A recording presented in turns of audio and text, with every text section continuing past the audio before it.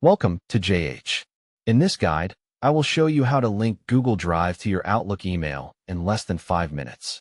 Mastering the integration of these two powerful platforms can greatly improve your daily productivity and make your workflow much smoother.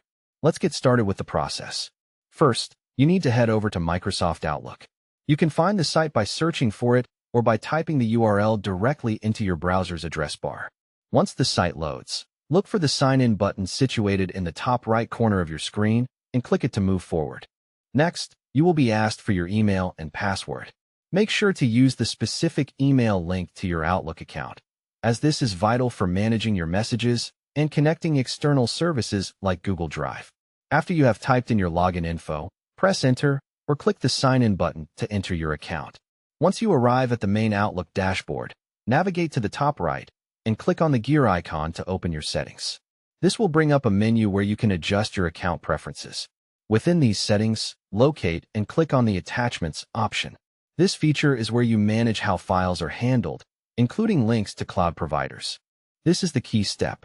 Inside the Attachments area, you will see several cloud storage icons. Find the Google Drive logo and click on it. This will start the process of linking your Outlook and Google accounts. To finish, you must log into your Google Drive. If your browser is already signed into Google, you may just need to grant permission. If not, simply enter your Google credentials when the prompt appears. This authorization is necessary for Outlook to access your Drive files. Now you are all set. With Google Drive connected, you can attach files to your emails directly from the cloud. This makes sharing large files much easier since you won't have to worry about standard attachment size restrictions.